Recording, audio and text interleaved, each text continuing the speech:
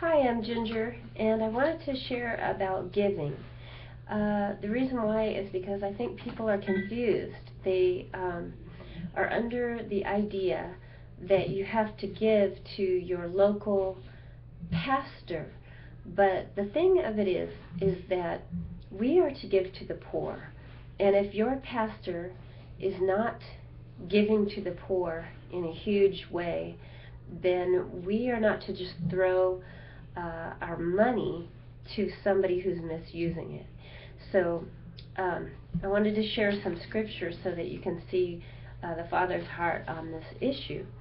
Okay, so I'll start with, I guess I'll go ahead and start with Romans 15:26. I'm reading from Geneva, New Testament. It's from 1560. This is that with the modern spelling. Okay, it says, "For it has pleased them of Macedonia and Achaia to make a certain distribution unto the poor saints which are at Jerusalem." So this is talking about how we are to help the people who are believers and followers of Messiah and who are poor. We should not forget to give to the people who don't have quite enough food or enough money to buy food, and who are, followers of Messiah, because if we do, we're sinning. If we have the means to help them, and we shut our ears and eyes to them, then we are sinning, and we are held accountable for that before the Father when we are judged before Him. Matthew 6:1-2. "Take heed that you give not your alms before men to be seen of them, or else you shall have no reward of your Father which is in heaven." So when you give to the poor saints or to whoever you're giving to, you don't do it so that people can pat you on the back. You don't do it blowing a trumpet, trying to say how wonderful you are, because honestly, He is wonderful. The Messiah is wonderful. We are made of dirt, okay? We are, yes, we're fearfully and wonderfully made, as the Word says, but we honestly should not boast in ourselves. We should humble ourselves before the Almighty One, and we should give cheerfully and give generously, okay? And it's not just the poor saints that we can help. We can help orphans and widows, okay? 1 Corinthians 13:3 says, "And though I feed the poor with all my goods, and though I give my body that I be burned, and have not love, it profits me nothing." So the main thing in life is love, but that does not mean that you're excluded from giving money or food to people that need it. What this means is that you don't just want to give your money, or you don't just want to give food to the poor and then be hateful. You don't want to have hate in your heart, or you don't want to give it in a rude way. You want to make sure that love is in place, because love is the most important thing. So keep that in place. Always have love. Love is patient, love is kind, it does not boast, it is not envy, it is not proud, it is not rude, it is not self-seeking, it does not delight in evil, it rejoices with the truth. You can see all this in 1 Corinthians 13. Love will never fail. So when we give, we ought to do it in love. We should do it with a thankful, giving heart, a heart full of love that wants to give, a heart that enjoys giving, a cheerful heart. Luke 12:33-34. "Sell that you have and give alms, make yourself bags which become not old, a treasure that can never fail in heaven, where no thief comes, neither moth corrupts. For where your treasure is, there will your hearts be also." So what this is talking about, it doesn't mean that you have to not own anything and sell every single item that you own. That's not the point. The point is, give generously, and really it's talking about your heart.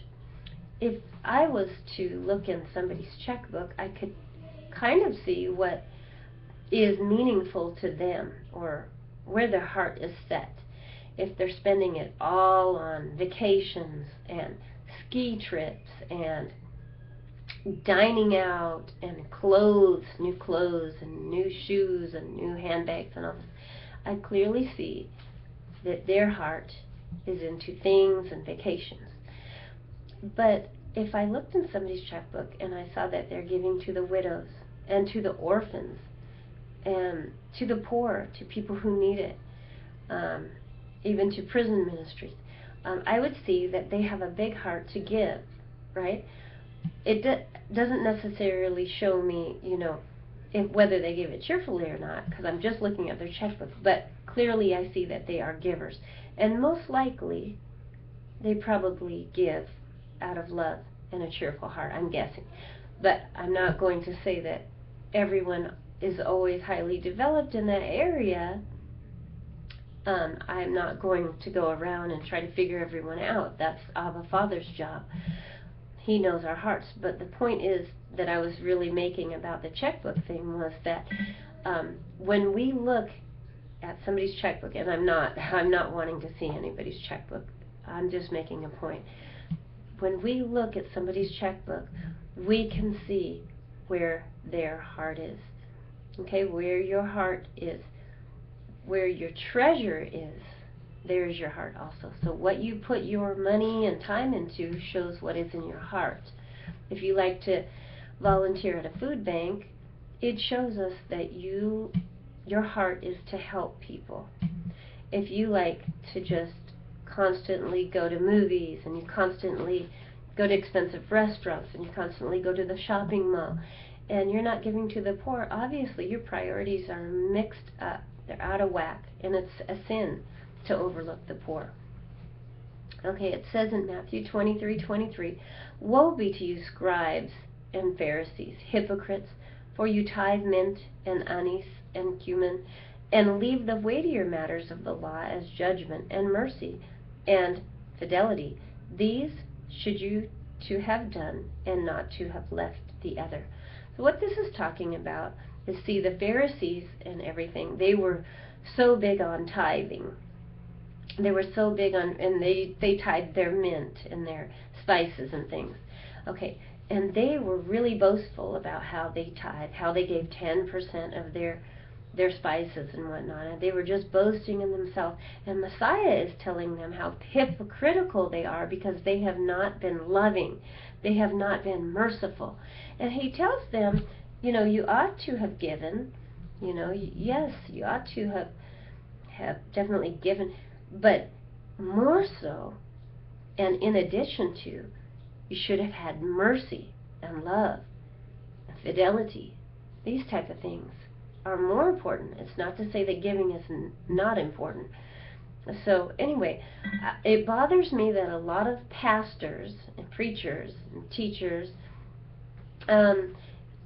try to tell their congregation that because of Malachi 3:10, I believe it is, will a man rob God? It says in the King James, "But ye have robbed me in tithes and offerings." Or how shall I say, "Ye have robbed me"?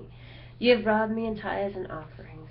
And it goes on to say how, bring your whole tithe into the storehouse, that you may have food in your house. Okay, so a lot of preachers love to quote this old covenant verse so that they can get people to give to them and tithe, give 10% of their money to the church, to the pastor. But this is the thing. We are to give as it is purposed in our heart. 2 Corinthians 9:7 talks about that. I'm going to go there right now. Because Father will tell us what to give. We should never give under compulsion. We should never give because we are being coerced by a pastor to give, or to feel that you must give because he's prompting and compelling you. Okay, I'm going to read 2 Corinthians 9:7. "As every man wishes in his heart, so let him give, not grudgingly or of necessity, for God loves a cheerful giver." Or in the restored versions it will say, "For Yahuwah loves a cheerful giver." The name of Abba Father is Yahuwah. You can see this in the preface of most versions of the Word. they admit to taking out the Father's name, Yahuwah, which means I am He who is self-existing. And they put in the titles of God or Lord God. But I'm just reading it as it says in Geneva. Okay, so let me go back one verse, 2 Corinthians 9:6. This yet remember, that he which sows sparingly shall reap also sparingly, and he that sows liberally shall reap also liberally. Verse 7, as every man wishes in his heart, so let him give, not grudgingly or of necessity, for God loves a cheerful giver. Or for Yahuwah, that's the name of the Father, loves a cheerful giver. Okay, so this is really talking about how if you don't give much, then you won't receive much. And if you give generously, give a lot, then you will receive a lot. Now, do we give to get? No, we should not give to get. But it's just something that will happen. You'll reap what you sow. Okay, so, but we shouldn't give so that we can just reap a whole bunch. You see, the thing of it is that people sometimes give for the wrong motives. We're to give to help people and to love and to want to honor Father and to help the poor. So anyway, search your heart each time that you get paid and ask the Father how much He wants you to give. It does not have to stop or be limited to 10% of your money. It could be 15%. It could be 20% of your money. The cool thing about living under the New Covenant, and yes, I do read the Old Covenant still, and I read the New Covenant, but I live under the New Covenant because of Hebrews 7:19. Let me read that for you right now, because I think a lot of people don't understand that we live under the New Covenant. It says, I'll start at 18. For the commandment that went before is disannulled, made void, because of the weakness thereof and unprofitableness.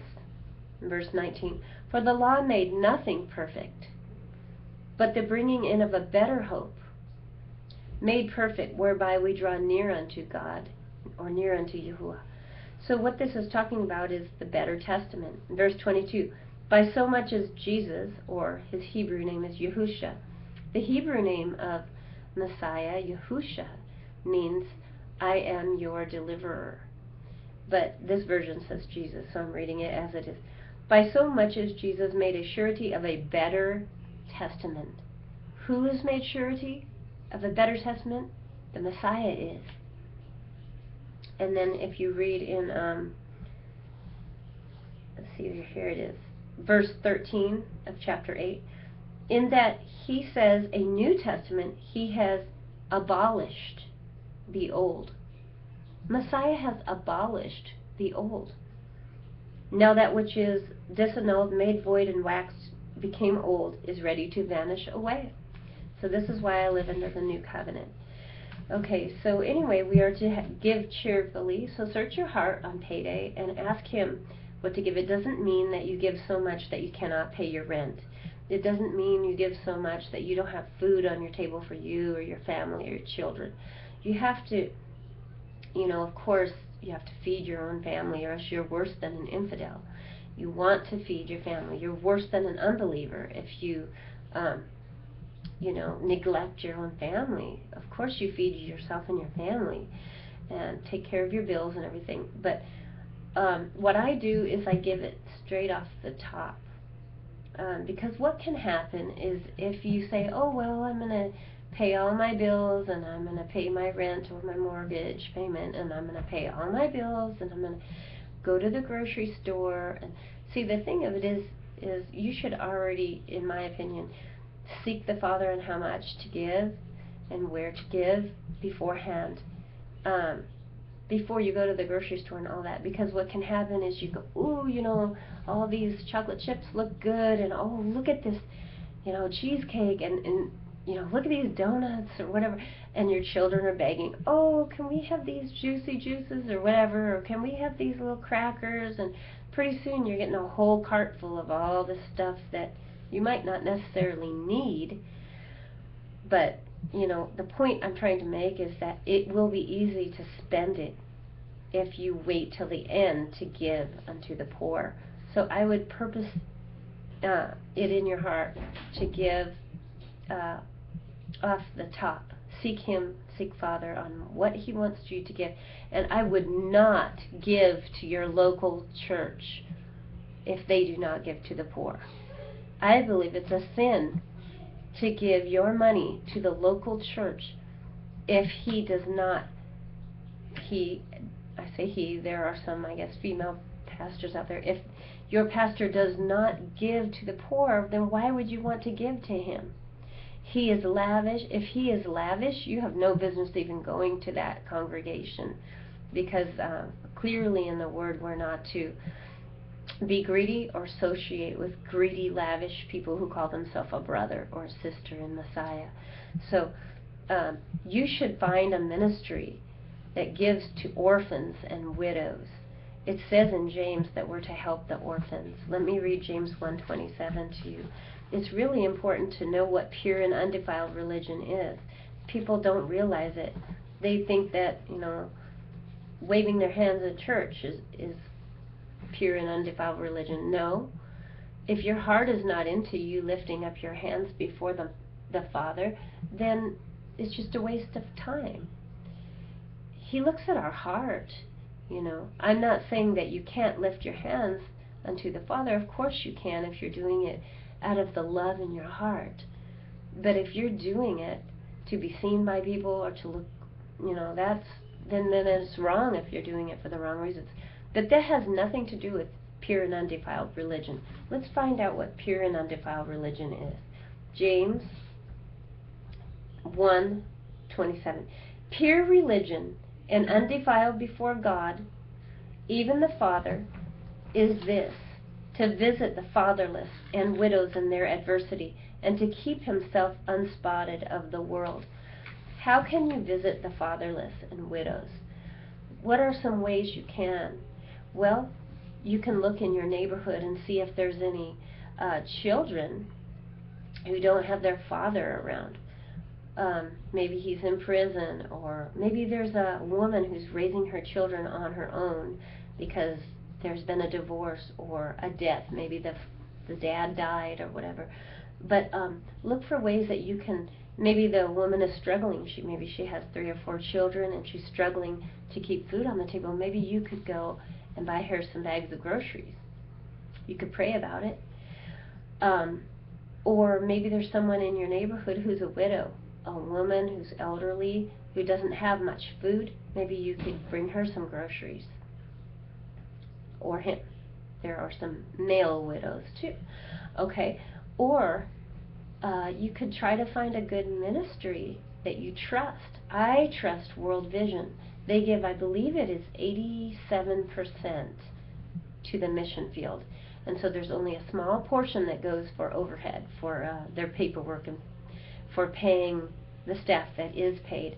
So overall, World Vision, in my opinion, is very trustworthy and reliable. And but there are some Feed the Children programs that I would never give to. My friend Martha, she called one of these TV ones that's on TV where they feed the children, and she called and said, how much percent of my money will go actually to feed the poor? And they said, 5% goes on the mission field to feed the poor, and 95% we keep. That is horrible. You don't want to give your money to a place where you're going to only be giving 5% of it through this ministry. You want to find out ahead of time how much they give. Gospel for Asia is a wonderful ministry. They give 100% to the mission field. So if you give $20, that $20 goes to the mission field to have native missionaries in Asia preach the good news of Yahushua HaMashiach, otherwise known as Jesus Christ, to those who have never heard, to the lost. So that's a good ministry. It's called Gospel for Asia. You could Google it and check it out. Or I highly recommend World Vision. Okay, so I did recently have a friend of mine go to her pastor because I had suggested to her that she not give her alms or her donations to her local church unless he was giving to the poor in a big way. And so she said, I don't know if he does. And I said, well, you should muster up enough strength to go up and ask him. So she did. I think it was 2 weeks ago. She went to her pastor and she said, do you give? And he said, no, we don't give to the poor. And he said, but thank you for bringing that up. I want to start giving to the poor. Thank you so much for bringing this up. So now he goes around and collects food from people who want to donate, and he distributes the food to the poor. So I think that's really wonderful that she had enough gumption and guts to go up to him and to ask him if he had an outreach to the poor. And it was really, really great that he humbled himself and admitted that he didn't, but that he wanted to do that. But most pastors are not like that. There are many who would just say, oh no, we don't have a ministry like that, and they would just blow it off, and they would just heap up the money on themselves. That is a sin. They will stand before Yahuwah. Yahuwah is the name of Abba Father. It means I am He who is self-existing. So I use the name Yahuwah sometimes. But Abba Father will judge our hearts, and we will stand before Him. We're not to favor people. James 2:3 explains how we're not to favor people who are well-dressed and that. So you got to be careful. And if you look in Luke 21:3, you find out something about a widow's mite. This is interesting to me because, see, a lot of people don't realize, but the widow gave more than the Pharisees. The Pharisees, they were boasting about how much they gave and everything because they thought, oh, wow, we gave so much. But it was drop in the bucket, really, because they just, they had a lot already. So it says, and he said, of a truth, I shall say unto you that this poor widow has cast in more than they all, for they all have of their superfluity or excess cast into the offerings of God, but she of her penury or poverty has cast in all the living that she had. So what this is saying is that she gave everything. And it doesn't mean that you have to give every single solitary dollar that you have away. But the point is that here this woman gave so generously, and Messiah was pointing out that she gave from her heart and she gave generously. And these people who think they're giving so much, but really it's a drop in the bucket to them because they have so much already, and they're trying to be all pious. Oh, look how much I gave. But really, if you look at how much they gave compared to how much they have, it's a drop in the bucket. So Father knows our heart. We can't fool Him. Give cheerfully. Pray about where to give. Have a blessed day. Thanks for listening. Shalom.